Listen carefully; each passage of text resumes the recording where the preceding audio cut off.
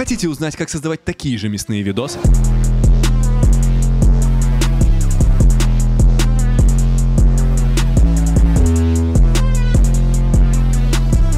Тогда посмотрите нашу нарезку со стрима, где Павел Fox расскажет о процессе создания, обо всяких фишечках и лайфхаках. Вы узнаете, как создавались 3D-модельки в Cinema 4D для этого видоса, как симулировалась одежда в Marvelous дизайнере. Просто вот реально как будто за краешек курточки взялся. И как все это вместе собиралось в After Effects. Приятного просмотра. У меня мандраж жесткий. Нужно это куда-то вывести. Сегодня мы покажем вам, не мы, Паша вам все покажет. Что, давайте небольшой брейкдаун сделаем. Как вообще я придумал этот кадр? Подумал, что нужно замутить сюда Мерседес, потому что Йит катается на Мерседесе. Собрал такую сцену, просто где Йит качает под головой, подумал, что это будет круто смотреться, как типа опенинг к треку. И, в принципе, вот он качает головой. Как я сделал для него одежду? Это была очень сложная задача. Для этого я, использовал Marvelous Designer. По сути, ты создаешь тут одежду точно так же, как бы ты типа создавал ее в реальной жизни.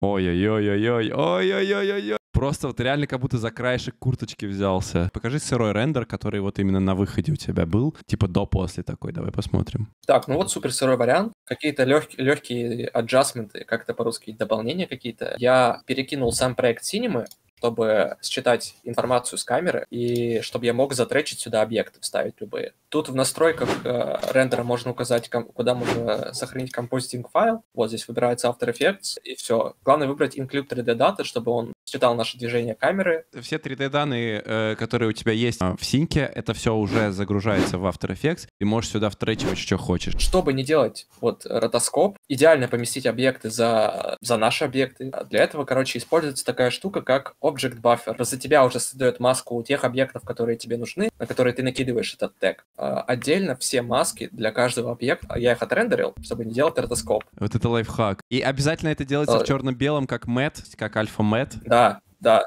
чтобы ты мог в авторе сделать, Luma Mate. Посмотрим. Вот у нас отдельно чел. Левая, правая машина и так далее.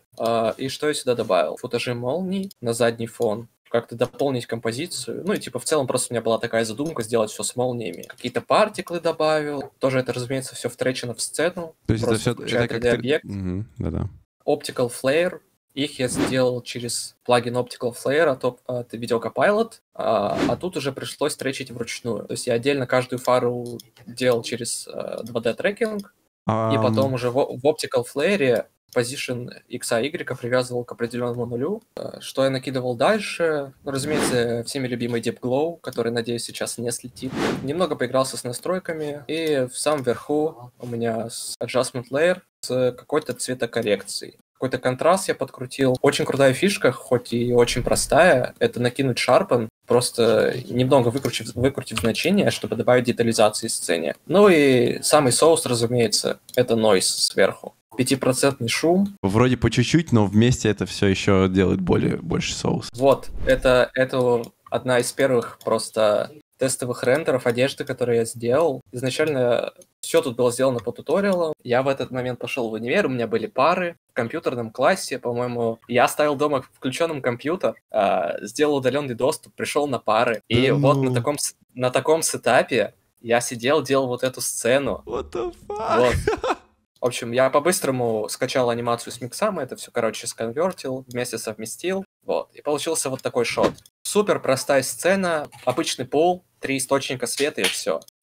Создал эту сцену, потом также все отрендерил по отдельности, типа обычный рендер, вот так выглядел рендер, сам сырой. Далее уже также экспортировал камеру, добавлял здесь удары молнии. Взрыв полностью на композитинге был сделан. Это, по-моему, бесплатный исходник с сайта Production Crate. Production Crate вот. мы уважаем. Это уважаемые люди. Мне показалось, что пол какой-то слишком пустой. Я добавил тут, разные молнии. Ну и те же самые adjustment layer. Deep Glow, наверное. Та же самая цветокоррекция, Sharpen и так далее. Тут я просто использовал обычные источники света. Простая типа анимация камеры. В рандомный момент времени пришло это в голову. Добавить вот эти всякие облака из того же самого электрического пака. Ну-ка, сейчас найдем какой-нибудь кадр. Вот. Как мы видим с облаками и без. Все эти, темы я покрасил через плагин от Videocopilot. VC Color Vibrance. VC Color Vibrance мы разбирали позавчера на стриме лучший плагин для After Effects. И самый соус — это Chromatic Displacement.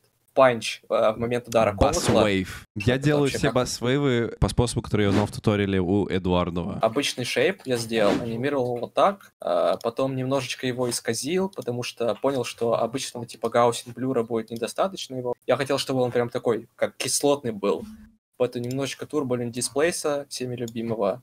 Я продублировал этот шейп, чтобы дисплейсмент был намного сильнее. Делается в pre-compose, чтобы потом вот этот самый видосик, который мы тут сделали, использовать как маску для нашего искривления, так скажем. Эта маска подгружается вот сюда вот. И получается вот такое искривление. Хорошенькое. Текстик сделанный в фотошопе. Ой, хорошо. Но делал не сам, разумеется. Это какие-то уже готовые темки, готовые стили с где ты просто этим в текстовом... хромированным текстом. Где ты просто в текстовом редакторе меняешь исходный текст, и он в этот стиль... Да, и у тебя вот эта тема появляется. Вот. Ну и что, превьюшечка, да. И все, и можно выгружать на YouTube. Если вы тоже хотите научиться делать видос в стиле ид, предлагаю посмотреть вот этот ролик. А также подписывайтесь на телегу, вот тут QR-кодик. Ну и заходите на стримчики. Ой, камера тряслась. Все, всем пока, удачи.